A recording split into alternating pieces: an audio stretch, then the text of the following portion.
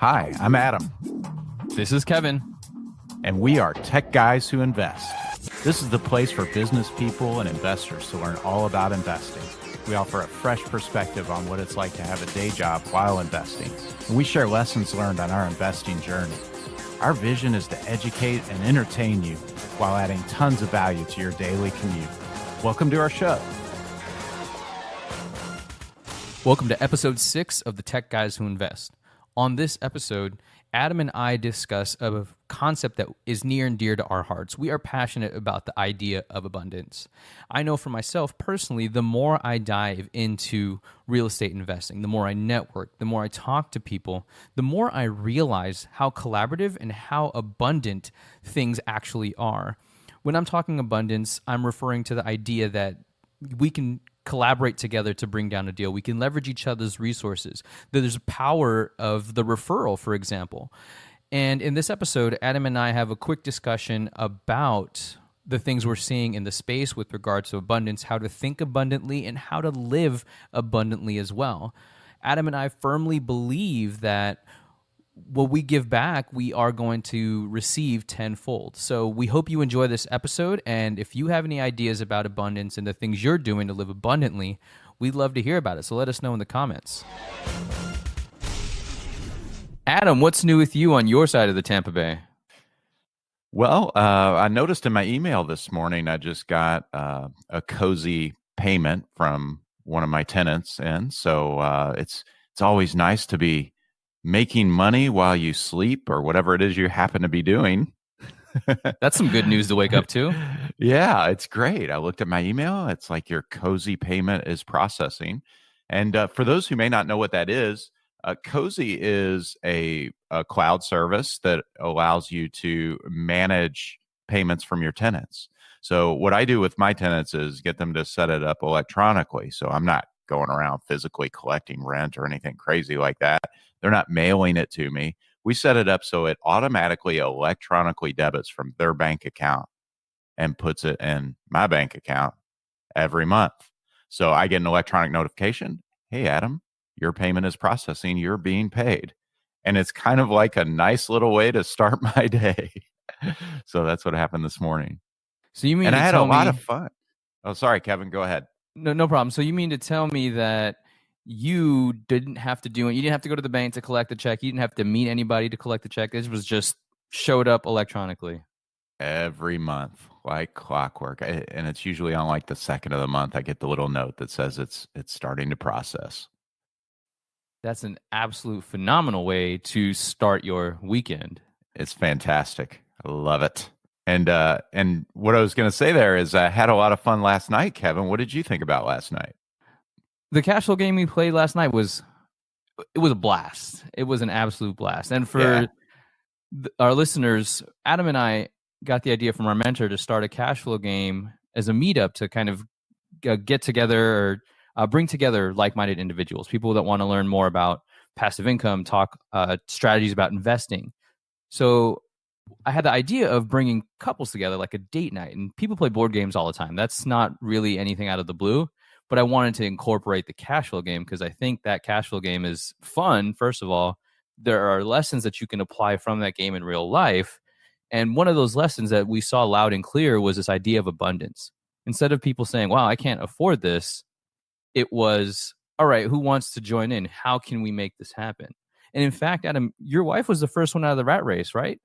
Yeah, I know. And it was only like the second time she's really played. One time she practiced and she played one night this week with another group that we do here in Tampa. And then last night was only the second time she's played.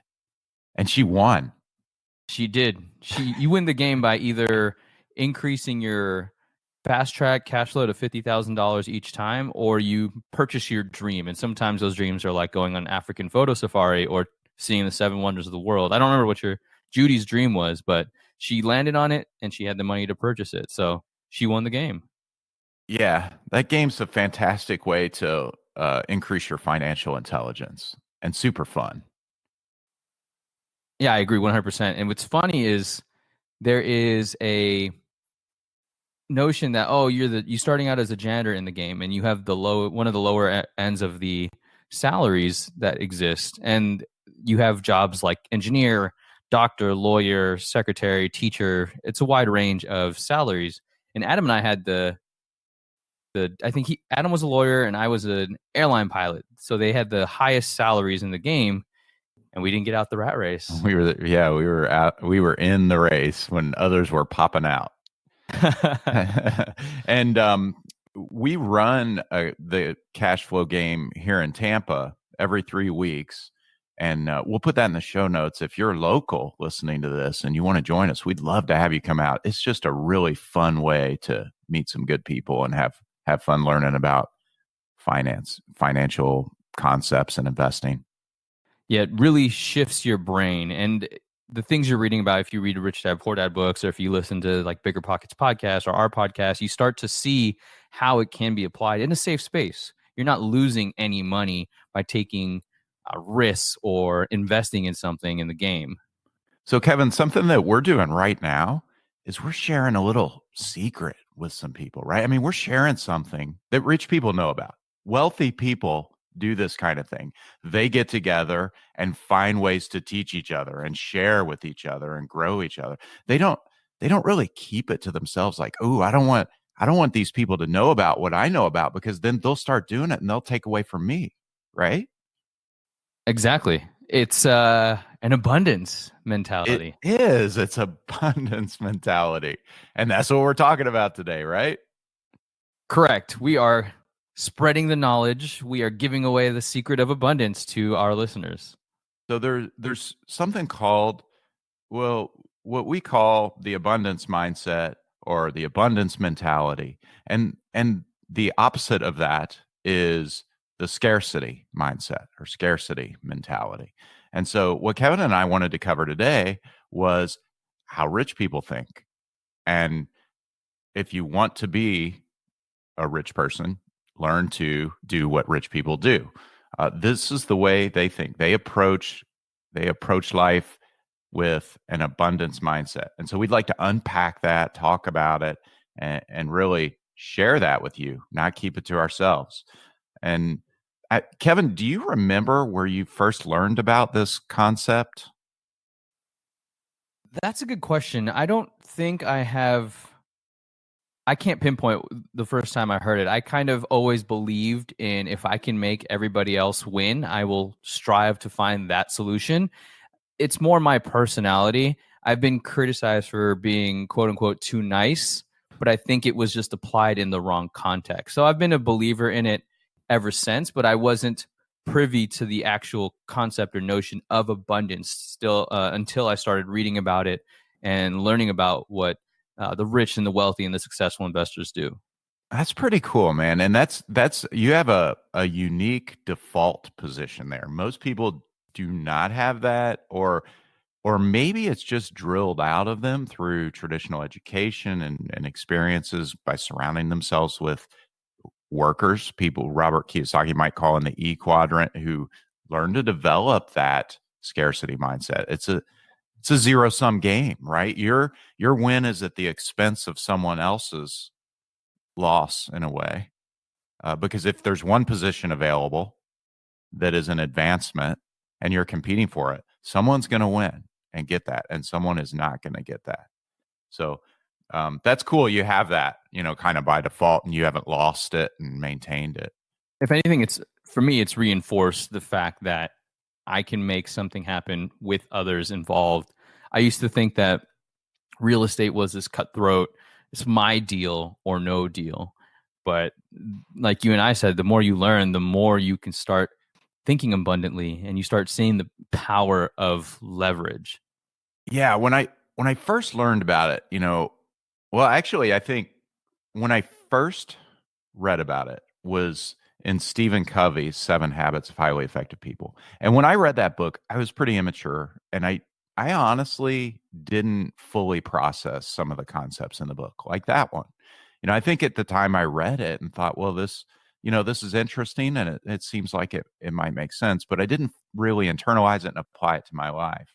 But fast forward to when I was really discovering the idea that I could become wealthy and I could really do this. Started to just read a ton of things. And I read a book by T. Harv Eker called The Secrets of the Millionaire Mind.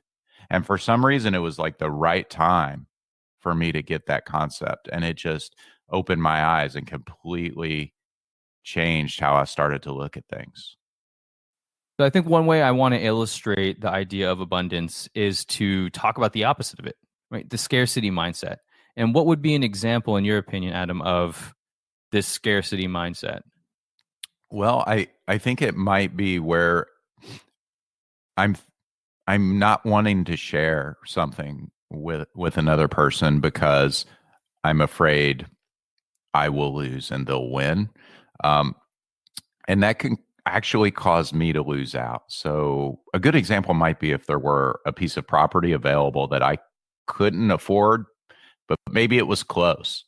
Uh, and, and I'm thinking, how can I get the money without letting other people know about it? Because I don't want them to take the deal away from me. Right. And then what can happen is if you're not able to somehow pull that off, you could just lose it altogether and lose the opportunity. And then the opposite of that might be where you find the property and you're actually sharing that with people who might be able to partner with you on it, and you each get a portion of it. And 50% of a good deal is better than 0% of no deal. Agreed.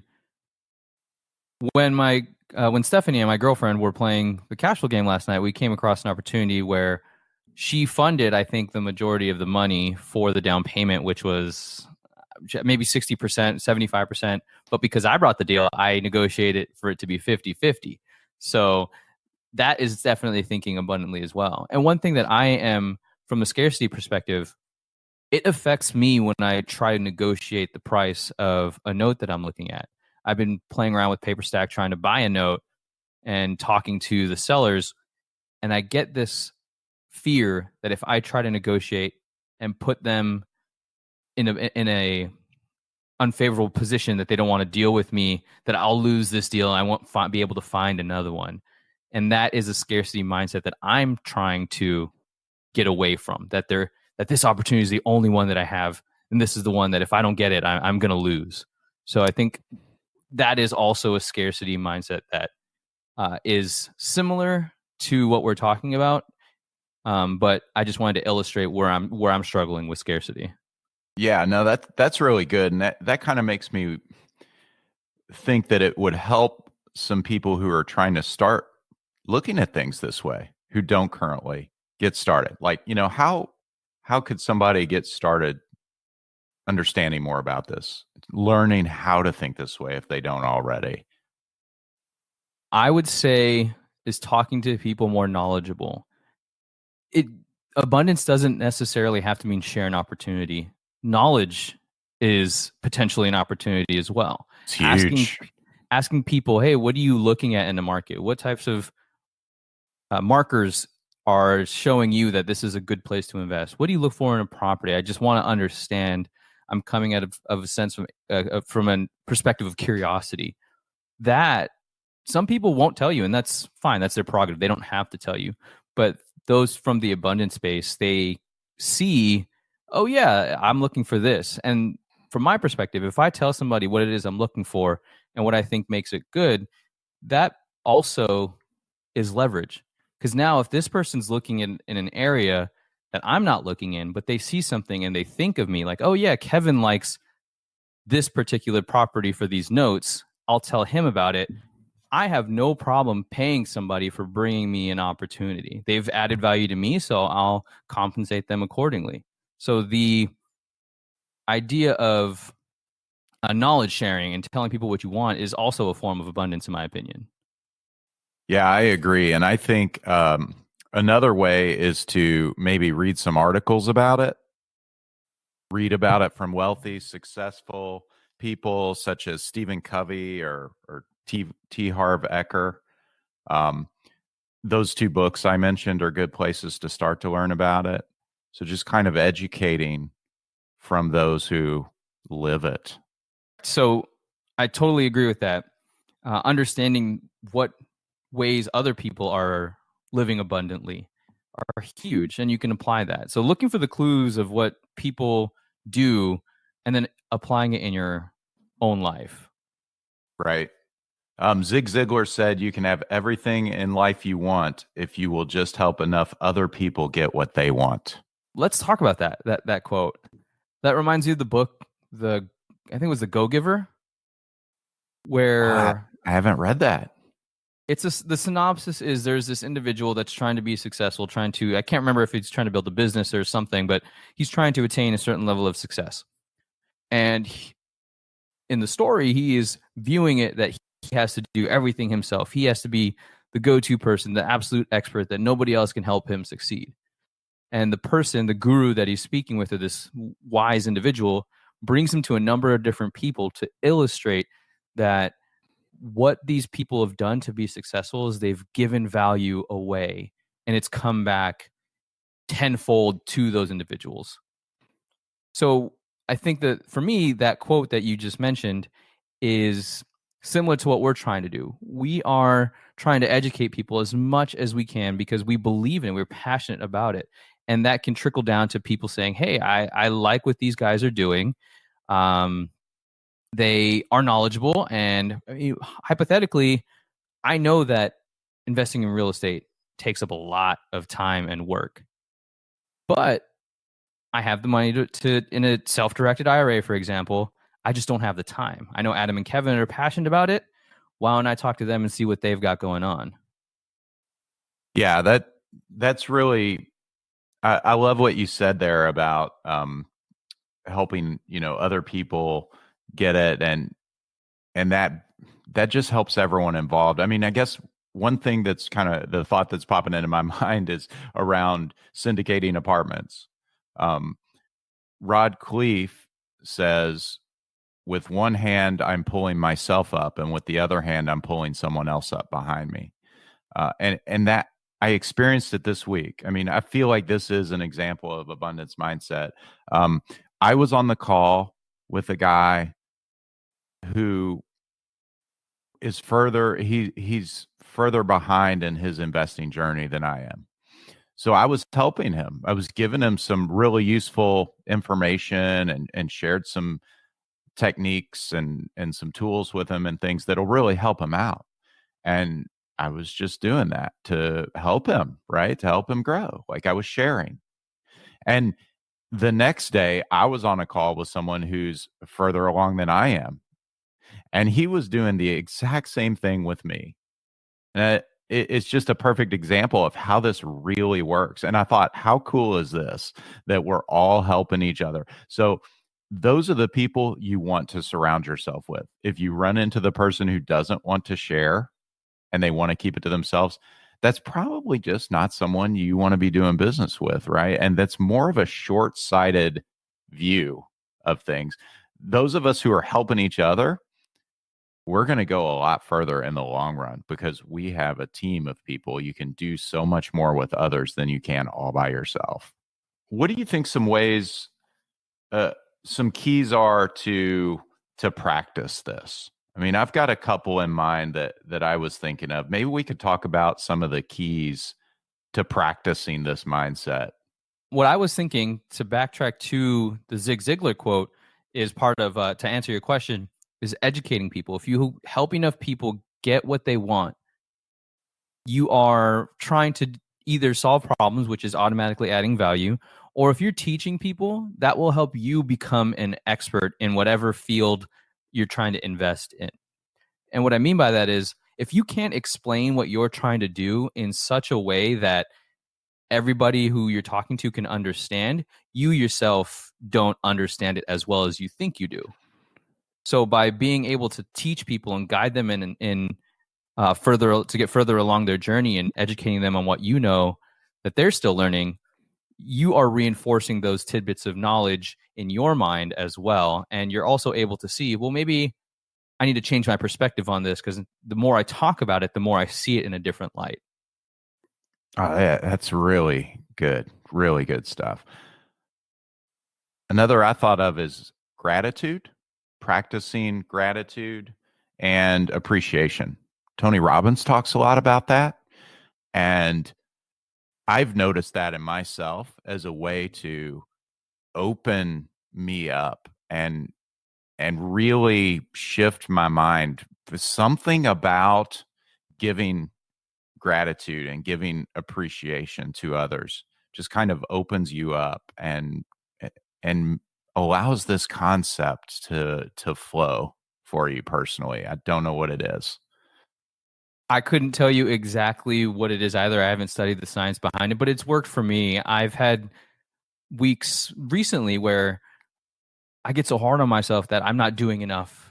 And even though I'll do certain things and fulfill a goal, it's like, man, I'm still behind. I still have so many things left to do. I feel like I haven't made enough progress. And what I've forced myself to do is when I journal, which I journal almost every day, I will start by finding something unique that I'm grateful for so that I stop the train of thought that I'm in this negative space. And it could be from whatever reason. It could be a fight with my girlfriend, disagreement with negotiating that I lost a deal, anything like that. That can turn me into just this negative ball of energy. So I'll force myself to say, what am I grateful for? The other day I wrote down, I am grateful for water, and talked about how it's the source of life, keeps me hydrated. If I'm not drinking water, I know that I get dehydrated. I feel like I am not able to do anything. And it may seem kind of odd to be grateful for water, but the idea is to find something and force your mind to think in gratitude in that perspective. Yeah, I just took a drink of water. Stay hydrated, my friend. So another thing I think is good is giving. We give, my wife and I, our family, we give generously, and that really helps you sort of embrace this mindset as well. I know that mentally, when you help someone else, it just does something for you and makes you open to then receive gifts. And so again, this idea of abundance, there's enough for everyone. I'm giving, and then I turn around and receive, and then I turn around and give, and it sort of does something to you psychologically that opens this up for you. It's also it's like you're giving out these your time, efforts, and resources. You're open to these opportunities as well. Not that you're looking for it, but you're open to receiving the opportunities that could come your way. And that's awesome that you and your family give. And it doesn't necessarily have to be monetary funds. It could be time. It could be finding ways to volunteer. Those are also ways that you can give. And volunteering for something you genuinely believe in or passionate about is a great way of living in abundance and giving what you can to the universe, if you will. So, Kevin, it feels like we've covered quite a bit on this topic of abundance. Is there anything that we haven't covered that we want to share with our listeners today? I can't think of anything off the top of my head. Yeah, Adam. I can't either. But if you're listening and we didn't hit on something that you're interested in, why don't you hit us up? Let us hear from you. And also, if you have feedback about this show, we'd love to hear it so we can bake it in and continue to make this show as awesome and valuable as possible for our listeners. So feedback is also a great way to give abundance. That's right. It is. All right. Thanks, Adam. Thanks, Kevin. That's it for this episode of Tech Guys Who Invest. This is Adam. And this is Kevin. Thank you so much for listening to us. Don't forget to join our Facebook page where we're building a community of investors so that we can share ideas, tips, and other ways to help us get out of the rat race. If you found value in this podcast, it would mean the world to us if you could share it with your network. Lastly, we love feedback. It's how we get better. So if you wouldn't mind spending 30 seconds and leaving us an honest review on iTunes or Stitcher or whatever platform you're using, that would be super sweet. If you want to get on Adam or Kevin's calendar, go to tgwipodcast.com/contact. We want to help you invest safely, wisely, and ultimately get you out of the rat race. Thanks again.